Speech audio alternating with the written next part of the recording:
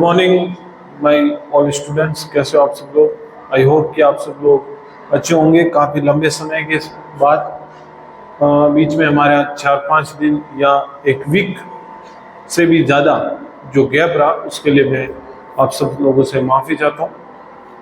अब एक बार फिर से आपकी जो क्लासें हैं JNU सेमेस्टर 3 की, वो मैं वापस से शुरू करने जा रहा हूँ।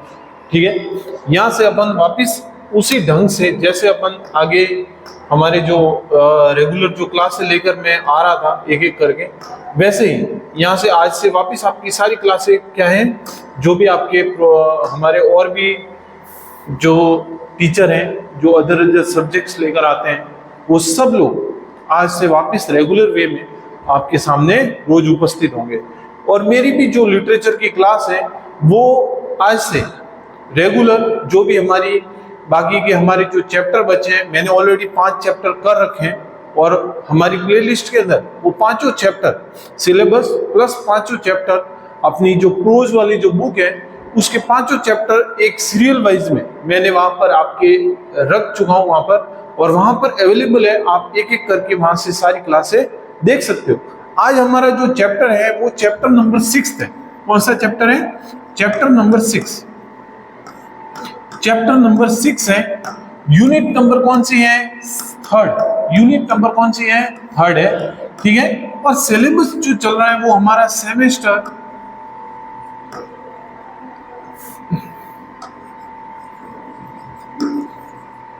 सेमेस्टर 3 का है। ठीक है, और ये जय नारायण विश्वविद्यालय जो जोधपुर के अंदर है उसके सिलेबस के अकॉर्डिंग चल रहा है। हमारी 3 बुक्स हैं, प्रोज और 2 जो नॉवेल है, जिसमें हम ट्रेन टू पाकिस्तान टू पाक और मेयर ऑफ कैस्टर बीच, ठीक है, ये दोनों। और ये जो प्रोज अभी हमने स्टार्टिंग जो किया है वो प्रोज सेक्शन से किया है, जिसमें मैंने ऑलरेडी 5 चैप्टर वहां पर मैं पढ़ा चुका हूं, और वो सारे चैप्टर आपको हमारे इसी चैनल पर इसी प्लेटफॉर्म के प्लेलिस्ट के सेक्शन में इंग्लिश लिटरेचर सेमेस्टर 3 वाले जो प्लेलिस्ट है उसके अंदर आपको मिल जाएंगे। सिलेबस में मिल जाएगा कि कौन सी चीजों को पढ़ना है, कौन से चैप्टर आपके सिलेबस के अंदर है और कौन से मार्क्स का कितना सारा पोर्शन है, वो सारी चीजें आपको वहां पर देखने को मिल जाएगी। अब हम जो चल रहे हैं वो चैप्टर नंबर 6 है। कौन सा है? चैप्टर नंबर 6 यूनिट नंबर 3 का है। कौन सा चैप्टर है? The ethic of living Jim crow. The ethic of living Jim crow किसने लिखा है? रिचर्ड राइट ने। रिचर्ड राइट का ये सुंदर सा ऐसे है। इसके अंदर आज जो हम पढ़ने जा रहे हैं वो कहीं ना कहीं बाहरी दुनिया में, बाहरी देशों में बड़ी ही कह सकता हूं कि बड़ी ही भारी मात्रा में जो आज हम कहते हैं जो फ्रीडम, उसको या उस चीज को देखकर हमें आज भी ये एहसास होता है कि हम वास्तव में आज भी स्वतंत्रता नहीं है। हमारी जो स्वतंत्रता है वो आज भी क्या है, कहीं ना कहीं संक्षिप्त है। और ये चीज यहाँ पर the ethics of living Jim crow नाम की जो ये चीज थी वो उस समय इतनी भयंकर मात्रा में उन देशों में चल रही थी कि वहां के जो ये लोग हैं ये काफी परेशान हो चुके थे। और इसी के ऊपर जो हमारे राइटर हैं रिचर्ड राइट, जो कि इंग्लिश के सबसे एथिक्स के अंदर अगर मैं कहूं तो सबसे सुंदर लेखकों में से इनका नाम है। तो एक काफी अच्छा और काफी समझने योग्य ये जो ऐसे आपके सामने मैं लेकर आया हूं, इसको आपको क्या करना है, बड़े ही व्यवस्थित ढंग से और आपके विचारों को जोड़ते हुए आपको क्या करना है, एग्जाम के अंदर इन चीजों को बताना है। हम टाइम को वेस्ट ना करते हुए हम सबसे पहले चलते हैं इंट्रोडक्शन ऑफ हमारे जो भी राइटर हैं रिचर्ड राइट, उनके बारे में। ठीक है, तो सबसे पहले जो इनका इंट्रोडक्शन है इसमें हम देखते हैं कि रिचर्ड राइट जिनका जन्म होता है सितंबर 4, 1908 में। 1908 में क्या है, रिचर्ड राइट का क्या होता है, जन्म होता है, बर्थ होता है। ठीक है, फिर हम देखते हैं कि नियर नेचेस एक जगह है और वो कहां पर है, मिसिसिपी, यूएस के अंदर, मिसिसिपी यूनाइटेड स्टेट्स के अंदर मिसिसिपी नाम का एरिया है, मिसिसिपी नाम का जो जिला है उसके अंदर ही नेचे नाम की क्या है एक जगह है जहां पर इनका क्या होता है जन्म होता है। और जन्म कब होता है 9 सितंबर 4 1908 के अंदर। राइट, इनकी डेथ होती है नवंबर 28 1960 में इनकी डेथ हो जाती है। और वो कहाँ होती है पेरिस, जो कि कहाँ पर है फ्रांस में। कहाँ पर है फ्रांस में। ठीक है, इतनी बात आपको पता है। फिर चलते हैं, was a novelist, short story writer and who inaugurated the tradition of the protest explored by the other black writers after the world war II। कि इसके अंदर हमें ये बताया गया है कि ये एक नॉवेलिस्ट थे, एक शॉर्ट स्टोरी राइटर थे और इन्होंने विशेष करके एक इनोग्रेटेड किया था आफ्टर सेकेंड वर्ल्ड वॉर के बाद में। जो हमारे ब्लैक राइटर्स थे, ब्लैक राइटर्स का मतलब होता है अश्वेत लेखक, श्वेत अश्वेत की जो बातें चलती है ब्लैकिश और व्हाइट मैन के बीच में, उन ब्लैकिश लोगों के लिए एक कहते हैं ना कि एक लेखन का, एक राइटर की जो एक कहते हैं ना कि लिखने के लिए जो एक शैली या एक लेखक के रूप में जो भूमिका दूसरे लोगों के लिए ये आदर्श के रूप में क्या हुए प्रस्तुत हुए। और दूसरे जितने भी ब्लैकिश जो राइटर थे इनके लिखने के बाद उनके लिए आफ्टर सेकेंड वर्ल्ड वॉर उनके लिए ये जो साहित्य की दुनिया थी उसका दरवाजा उनके लिए भी क्या हो गया खुल गया। ठीक है, from the late 1930s through the 1950 most of nobility is his novel native song. इनकी जो नॉवेल थी, क्योंकि 1930 से लेके 50 तक इन्होंने बहुत सारी ऐसी नॉवेल लिखी जिसके अंदर नेटिव सॉन्ग 1914 में आती है and his autobiography Black boy जो कि कब आती है 1945 में। ये दो किताबें जो इंपॉर्टेंट किताबें हैं, ये 20 वर्षों में बहुत सारी और भी चीजें आती हैं जो अश्वेत श्वेत लोगों के भेदभावों के ऊपर लिखी हुई होती है उस समय की। लेकिन इनकी जो मेन जो बुक थी वो एक तो नेटिव सॉन्ग थी और एक इनकी ऑटोबायोग्राफी ब्लैक बॉय जो कि रिचर्ड राइट ने लिखी थी। Wright was a dominant voice laying bare the discriminations and injustice that black people were experiencing in the United States. कि उस समय यूनाइटेड स्टेट में अमेरिका के अंदर ये चीज होती थी कि जो काले लोग थे उनको कुछ भी करने के लिए क्या था कि परमिशन लेनी पड़ती थी, या ये कह सकते हैं कि उनको किसी भी चीज को करने की कोई आजादी नहीं थी। उसी के ऊपर उनका जो एक्सपीरियंस है, क्योंकि इन जो हमारे रिचर्ड राइट है इन्होंने खुद वहां पर रहकर उन चीजों का सामना किया। उनकी स्वयं की जो इस निबंध के अंदर जो घटना मैं बताऊंगा वो इनके स्वयं के ऊपर क्या है वो चीजें हुई और उसी का जो एक्सपीरियंस है वो हमारे साथ ये क्या कर रहे हैं शेयर कर रहे हैं, जो कि हम यहाँ पर देखेंगे। Wright father a sharecropper. Wright के फादर क्या थे, एक शेयर कॉपर थे। ठीक है, and abandoned him the rest of his family in a Mississippi when in 1932 when Wright was 5। कि मिसिसिपी से इनके परिवार को पूरी तरह से निष्कासित किया गया था।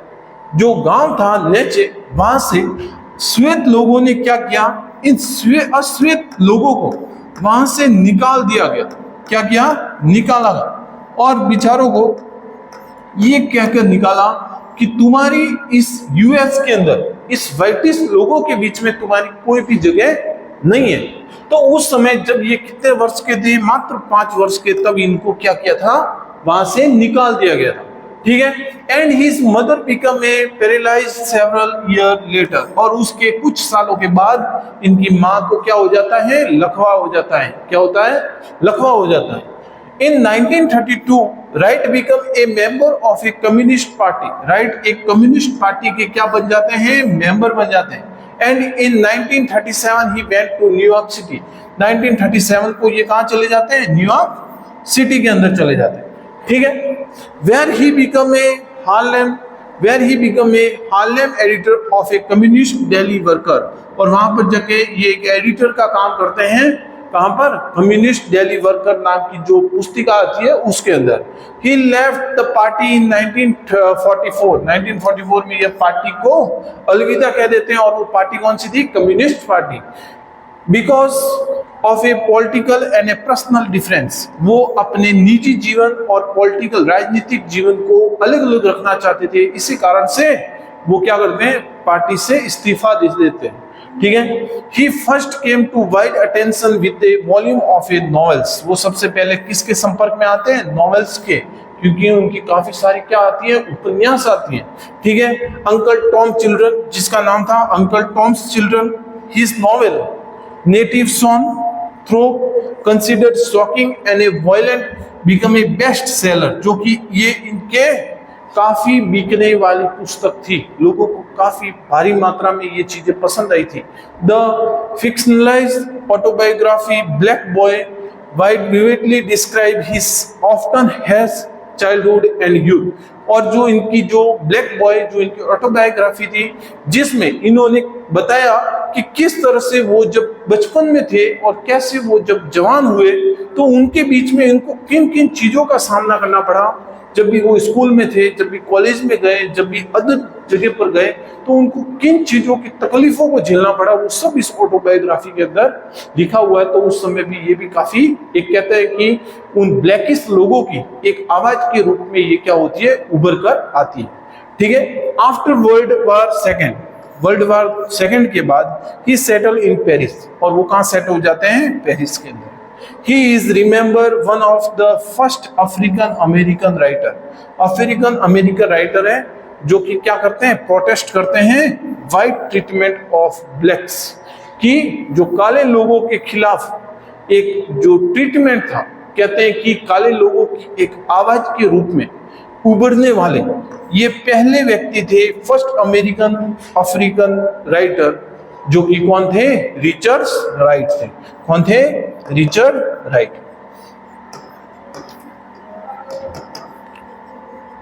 ठीक है। ये था इंट्रोडक्शन हमारे ऑथर का, जो कि काफी इंपॉर्टेंट है, जो कि आप देखना अच्छे से। ठीक है। फिर चलते हैं हमारे सेकंड, जो कि इंट्रोडक्शन है हमारे एसे के बारे में। Wright choose the title the piece the ethic of a living Jim Crow. Wright हमारे जो टाइटल चूज करते हैं, the ethic of living Jim Crow. Ethic का मतलब होता है नैतिक, नैतिकता। ठीक है। Because Jim Crow had a such a cruel ethic toward the people of a colour, क्योंकि ये जिम क्रो जो शब्द था, ये उन लोगों के लिए एक कहते हैं ना कि एक बड़ा ही एक प्रभाव छोड़ने वाला शब्द था, जो कि क्या करता था, उनके कलर के ऊपर क्या करता था, उन लोगों को डिफरेंस करता था। क्या करता था, कलर के ऊपर उन लोगों को एक अलगाव की भूमिका बताने का काम करता था। ठीक है। The pieces involves him explaining the various situations that he experienced in a which he was mistreated by the white people. कि उसके अंदर ये बताया गया कि किस तरह से जो व्हाइट पीपल थे, जो गोरे लोग थे, वो उनके साथ क्या करते थे, मिसट्रीट, उनके साथ बुरा बर्ताव करते थे, वो बताया गया इसके अंदर। Growing up in the south during 1920, और ये घटना कब होती थी, साउथ में, साउथ अफ्रीका के अंदर 1920 में। उस समय आपको पता है कि 1913 या 1914 के बीच में, 1913 या 1940 के बीच में हमारे जो एम.के. गांधी थे, महात्मा गांधी, वो खुद भी वहां पर इन चीजों का क्या हो गए, भुगतभोगी हो चुके हैं। वो स्वयं भी क्या थे, उनका भी जो बैग था वो ट्रेन से बाहर फेंक दिया था। तो ये घटना उस समय की है। Richards Wright the author of ethics of a living Jim Crow written in 1940 में ये लिखते हैं, and portrait the difficulties of the life of a young black man, और उन युवा काले लोगों के बारे में, उनकी परेशानियों के बारे में हमें इस निबंध के थ्रू बताने का काम करते हैं। और ये एक ऐसे लिखते हैं जिसका नाम क्या है, the living of gym Crow. ठीक है। born the grandson of the slaves and the son of the sharecropper, the largest influence in a Wright's life was his mother. और सबसे ज्यादा अगर इनके जीवन में कोई प्रभाव छोड़ता है तो वो कौन थी, इनकी माँ थी। As a young boy with the nominal supervision, Wright found himself getting in a trouble while fighting with the white boys, और ये बेचारे कई बार मार भी खा चुके होते हैं, कई बार ऐसी ऐसी मुसीबतों में पड़ जाते हैं कि जब ये उन वाइट लोगों के साथ जब सामना करते थे तो बहुत सारे इनके ऊपर केस भी दिए, काफी सारी मार भी खाई बेचारों ने, ठीक है। While living in a Arkansas, right, and his friend would engage in the gang violence, and it was white versus black, and the disadvantage of black fighter was evident. और जो ब्लैक लोग थे उनको काफी हमेशा हर जगह पर बुरा बर्ताव भी होता था, और अपनी इस काली चमड़ी के लिए, काली स्किन के लिए उन्हें हर जगह क्या सहन करना पड़ता था, बेइज्जती सहन करना पड़ता था। ये बात हमें इस ऐसे के थ्रू पता चलेगी। हम चलते हैं हमारे ऐसे के ऊपर कि जो कि काफी सुंदर ऐसे, काफी अच्छा ऐसे, जो कि वास्तव में आज हम इन चीजों को आज भी अगर ये चीजें हमारे साथ होती तो वास्तव में हम लोग दुनिया में कहीं भी पहुंच नहीं सकते थे, ठीक है। The ethics of living Jim Crow is a Wright's vivid description of living experience.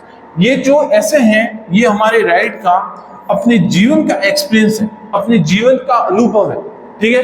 It is a powerful and insightful autobiography. ये एक इनकी पावरफुल, एक शक्तिशाली ऑटोबायोग्राफी है जिसमें Wright develop deep into the complex moral deviance and segregations in the United State. और वो उस समय की जो नैतिकता, उन नैतिकता का जो एक एक डिलेमा था, डिलेमा मतलब कि एक जो तनाव, उस समय का जो तनाव था यूनाइटेड स्टेट के अंदर, उस बारे में हमें इसके अंदर एक डीप मैसेज देना चाहते हैं इस ऐसे के through. Right share the minutes detail of his personal life, उसमें कुछ अपने निजी जीवन के भी कुछ अनुभव को शेयर कर रहे हैं, and the various ethical challenges he had to face as a black man living in a society. और ये कहते हैं कि मैं एक ब्लैक मैन होने के नाते इस समाज के अंदर मुझे किस किन चुनौतियों का सामना करा, किन किन प्रॉब्लम्स को मुझे झेलना पड़ा, उन सभी चीजों को मैं क्या करूंगा इस ऐसे के थ्रू बताना चाहता हूं। He highlights contradictions, deep injustice and cruelties perpetrated under the Jim Crow law। और वो कहते हैं कि जो ये जिम क्रो लॉ था, ये जो लॉ आया, ये जो रूल बना, ये जो नियम बना जिम क्रो, इसके अंदर बहुत सारी चीजें ऐसी थी कि हम काले लोगों पर, मतलब कह सकते हैं कि एक किसी चीज को थोपने का काम किया जा रहा था, हमारे ऊपर पूरी तरह से भेदभाव हो रहा था, हमारी स्वतंत्रता को हमसे क्या किया जा रहा था, छीना जा रहा था। ऐसा ये लॉ था, कौन सा, जिम क्रो लॉ, ठीक है। which mandated a racial segregations in all public facility in the United States। और यूनाइटेड स्टेट के अंदर इस लॉ के कारण हर जगह, हर फैसिलिटी के ऊपर काले लोगों के साथ क्या होता था, भेदभाव हो रहा था, ठीक है। This law continue there till 1965। ये लॉ कब तक चालू रहता है, 1965 तक चालू रहता है वहां पर यूनाइटेड स्टेट में। Gym crow is a projective terms for an African American. ये अफ्रीकन अमेरिकन लोगों के लिए एक ऐसा शब्द था जैसे कि कोई वस्तु चूकती नहीं है, नुकीली चीज, उसी तरह का ये शब्द था, क्या, जिम क्रो, ठीक है। Wright was a dexterously braided many thematic strand together in this essay। बहुत सारी चीजें हमें इसमें देखने को मिलेगी। The major theme of this essay is the idea of a double consciousness of the American African in the Jim Crow era। Jim Crow जो law के समय, जो ये समय जो घटनाएं होती थी, उनके लिए उस समय के जो लोग थे उनके लिए क्या क्या ट्रबलनेस, क्या क्या परेशानियां, उन सब चीजों के बारे में यहाँ पर देखने को हमें मिलता है इस ऐसे के अंदर, ठीक है। When the black people were forced to negative themselves into two different worlds, कि इस चीज में, इस जिम क्रो लॉ के कारण जो लोग थे, काले लोग थे, उन्हें इस दुनिया के अंदर, इस पृथ्वी के ऊपर दो भागों में बांट दिया गया था। क्या किया गया था, दो पार्ट्स में डिवाइड कर दिया गया था। एक साइड कौन थे, वो लोग थे जो कि क्या करते थे, हाई स्टैंडर्ड पर रहकर सारी चीजों का क्या करते थे, आनंद ले सकते थे। और एक साइड ये जो ब्लैक लोग थे जो कि बेचारे हर जगह क्या करते थे, अपने को कह सकते हैं कि अपने को एक अलगाव महसूस करते थे, अपने को इस दुनिया का नहीं होने का जो एक चीज होता है, जैसे कि किसी को हटा दिया जाता है, उस चीजों को महसूस करते थे और हमेशा इनके साथ बुरा बर्ताव होता था। इसीलिए कहते हैं यहाँ पर कि ये जो जिम क्रो लॉ था, ये इस दुनिया को क्या दो पार्ट में डिवाइड करने का काम कर रहा था। ठीक है, The essay highlight how his double conscience create constant and conflict, और किस तरह से ये जो डबल कॉन्शियसनेस था, ये इतनी बड़ी समस्या को, ये इस व्यंग को, इस द्वंद को लेकर यहाँ पर प्रस्तुत होता है। And tension and insecurity with in the individual who always struggle to recognize their own identity with the expectations and a demand on the society around them, और उनकी एक्सपेक्टेशंस, जो उनकी डिमांड्स थी, किनकी, इन ब्लैक लोगों की, जो इनको आशा होती थी हर गवर्नमेंट से, हर चीज़ों से, क्योंकि ये भी चाहते थे कि हमारे जो बच्चे हैं वो एक अच्छी एजुकेशन लें, हम भी एक इसी सोसाइटी के अंदर एक अच्छा सा जॉब हासिल करें, हमारी भी एक जो स्थिति है, हमारी जो इकोनॉमिक जो कंडीशन है वो चेंज हो, और वाइट मैन की तरह हम भी इस दुनिया के अंदर घुल मिलकर रहे। लेकिन ये सारे जो द्वंद थे, ये सारी जो प्रॉब्लम्स थे, इसी कारण से इनको ये सब सहन करना पड़ा। क्यों? क्योंकि ये जिम क्रो लॉ था, ये हमेशा यूएस के अंदर क्या करता था, उन लोगों को, मात्र ना यूएस के अंदर बल्कि पूरी दुनिया के अंदर ब्लैक लोगों को क्या कर रहा था, डिवाइड करने का काम कर रहा था। ठीक है, moral compromise is another important theme of essay, कि जो मॉरल कॉम्प्रोमाइज थे, नैतिक कॉम्प्रोमाइज की, नैतिकता के कारण उनको हर जगह क्या करना पड़ता था कि इस ऐसे के अंदर कॉम्प्रोमाइज करना पड़ता था। और मॉरल कॉम्प्रोमाइज ही क्या है, एक थीम है इस ऐसे की, कि आपको क्या करना है कि हमेशा जन्मजात आपको क्या करना पड़ेगा, कॉम्प्रोमाइज। और ये कॉम्प्रोमाइज शब्द ही क्या है, इस ऐसे की एक और थीम भी कही जा सकती है। Wright describe many situations and expose how black people are often trapped and forced to make difficult choices, as so to the survive and save themselves from the violence and precautions in a hostile society। कि इसके अंदर, इस ऐसे के अंदर ऐसे बहुत सारे एग्जाम्पल है, बहुत सारे उदाहरण देखने को मिलेंगे। वहाँ बहुत सारे उदाहरण आपको भी ध्यान होंगे कि जिस तरह से हमारे जो महात्मा गांधी है वो 1930 या 1914 के बीच में, उस समय वापस जब साउथ अफ्रीका जाते हैं केस लड़ने के लिए, तो वो कोट सूट पहन के जाते हैं और फर्स्ट क्लास डिब्बे के अंदर वो क्या करते हैं, सफर कर रहे हैं। तभी क्या होता है कि उसके अंदर सब जो व्हाइट मैन थे, वहाँ के जो गोरे लोग थे, वो उनको देखकर क्या करते हैं, उन्हें उस ट्रेन के डिब्बे से उनके जो बैग है, उनका जो सामान है, उसको बाहर प्लेटफॉर्म पर फेंक देते हैं और उनको वहां से ये कहकर निकाल देते हैं कि तुम्हारी जगह इस कोच में नहीं है, तुम्हारी जगह कहाँ पर है, उस जनरल डिब्बे के अंदर। तो ऐसे ऐसे बहुत सारे उदाहरण थे जो कि हमें देखने को मिलते हैं, जो आप देख सकते हो। वो सारे उदाहरण अगर आप इस ऐसे के अंदर भी पढ़ोगे तो वास्तव में इस ऐसे के अंदर हमें ये बात पता चलती है कि किस तरह के भेदभाव उन काले लोगों के ऊपर उस समय हुआ था। आपको पता होगा नेल्सन मंडेला, जो कि इनके कह सकते हैं कि पहले अश्वेत राष्ट्रपति भी थे साउथ अफ्रीका के, और काफी संघर्ष करते हैं उन लोगों के लिए और उन लोगों को हक दिलाने के लिए। ये अपने लास्ट समय तक, अपने जीवन के अंतिम समय तक ये लड़ते हैं और इन काले लोगों को अपना हक क्या करते हैं, दिलवा कर रहते हैं। ठीक है, rights describe many situations to expose how black people are often trapped and forced in make them difficult to choice। और हम देखते भी हैं कि अमेरिका के जो बराक ओबामा थे वो कहीं ना कहीं कहाँ से बिलोंग करते हैं, अफ्रीका से। कहाँ से? अफ्रीका से। तो आज उसी यूएसए का एक राष्ट्रपति बनता है बराक ओबामा, जो कि क्या है, आज वहां का जहां पर ब्लैक लोगों को तो सही ढंग से रहना भी वहां पर मंजूर नहीं था, उनको बाहर निकाला जा रहा था, और वहां का ही एक राष्ट्रपति बनता है जो कि कौन होता है, बराक ओबामा। तो कहते हैं कि काफी लंबे संघर्ष के बाद इन ब्लैक लोगों को उनको क्या मिलता है, अपना हक मिलता है। इन्होंने बहुत सारी परेशानियों को झेला है और बेचारे वास्तव में हम कहते हैं कि ये भी तो लोग हमारे देश के ही हैं, हमारे इस दुनिया के ही हैं।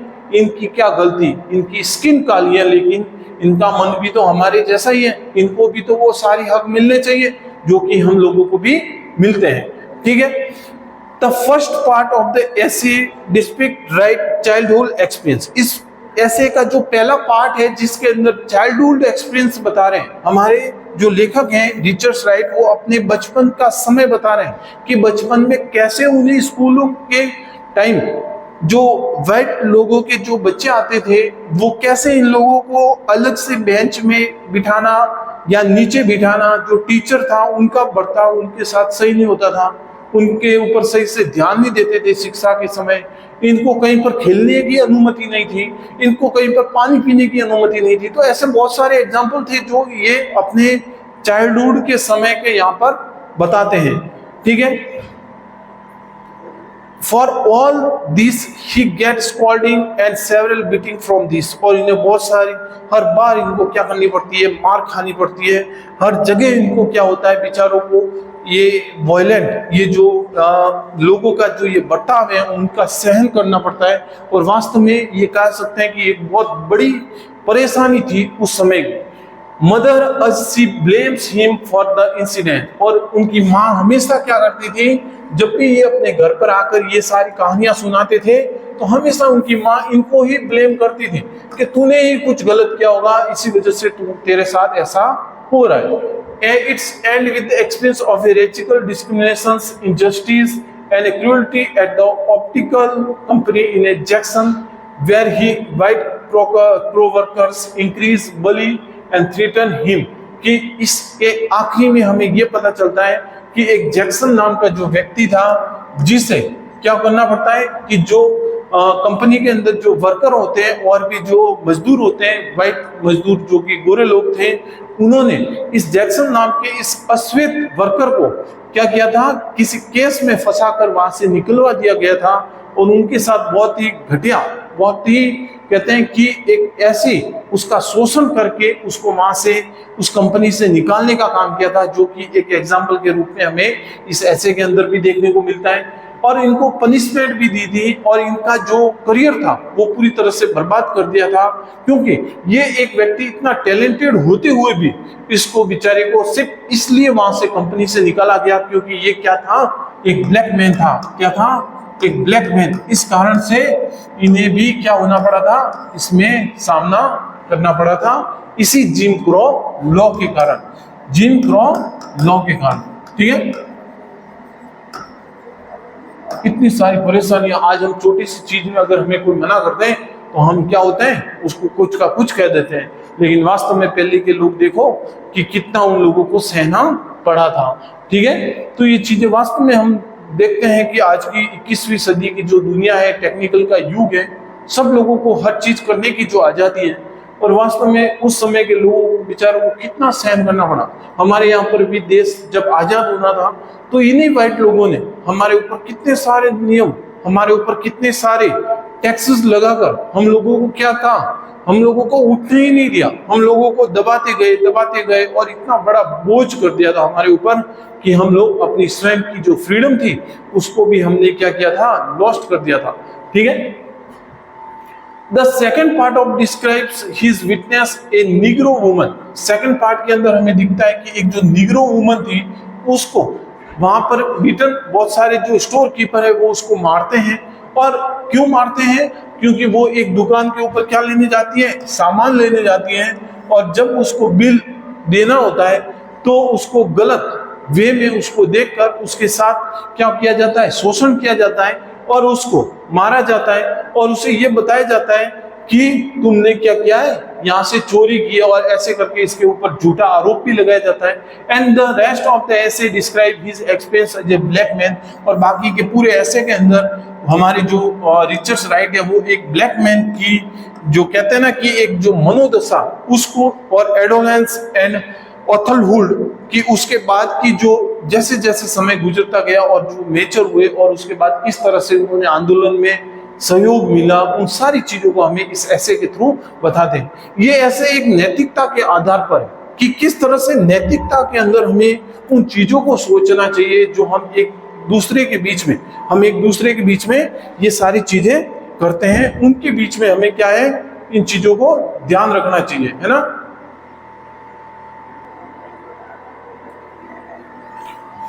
ठीक है। फिर अगर हम देखते हैं कि वास्तव में ये चीजें उसमें इतनी खतरनाक हो रही थी, और इसी तरह से he describe his experience with the regime and continuous Jim Crow education, और हम चाहते थे कि उस समय जो रिचर्ड राइट है वो जिम क्रो एजुकेशन के रूप में अगर ये नियम को निकाला होता, और वास्तव में उन काले लोगों के प्रति, उन व्हाइट मैन जो लोग थे उनके अंदर, जो उनके मस्तिष्क के अंदर, जो उनके माइंड के अंदर जो ये कीड़ा था उसको निकाला होता, तो वास्तव में ये बहुत ही अच्छा लॉ होता, बहुत ही अच्छी एक बात होती, और ये सारे लोग, ये जो ब्लैकिश मैन है, ये अपनी इस दुनिया के अंदर अपनी खुद की पहचान भी बना सकते थे। और इसी के ऊपर ये हमारा जो ऐसे है, ये काफी शानदार ऐसे हमारे जो रिचर्ड राइट है वो बताते हैं। आई होप को आपको ये ऐसे अच्छा लगा होगा। इन्हीं निग्रोज के ऊपर हम बहुत सारी बातें भी कर सकते हैं, बहुत सारी चीजें आप जानते भी होंगे इन लोगों के बारे में, और इन चीजों को जब भी आप ये ऐसे पढ़ो और उसके बाद में एग्जाम्पल के रूप में आप और भी बाहर के आप क्या चीजों को जानते हो, उन एक्सपीरियंस को भी अगर आप अपने इस ऐसे के अंदर या अपने एग्जाम के अंदर अगर एग्जाम्पल के रूप में ऐड करते हो, तो ये काफी अच्छी बात होगी, और आपका एक सुंदर सा ऐसे के रूप में या एक सुंदर आंसर के रूप में उन चीजों को क्या है वहां के एग्जामिनर को देखने को मिलेगा, और काफी हेल्पफुल भी रहेगा। ये था आपका एक ऐसे जिम क्रो के नाम से, जिम क्रो के लॉ के ऊपर हमारे रिचर्ड राइट के द्वारा। आई होप कि आपको ये ऐसे अच्छा लगा होगा। ये जो चैप्टर है ये एक नैतिक शिक्षा के ऊपर है कि वास्तव में हर व्यक्ति की क्या है स्वतंत्रता है, और हर व्यक्ति को क्या है कुछ भी करने का, कुछ भी बोलने का, और कहां पर भी रहने का क्या है अधिकार है। ठीक है, तो आई होप कि आपको ये समझ में आया होगा। अब हम मिलते हैं हमारे नेक्स्ट चैप्टर के साथ अगली क्लास में। तब तक के लिए थैंक यू, धन्यवाद, और आप लोग इसी तरह से मेरा सपोर्ट बनके रहिएगा। Thank you.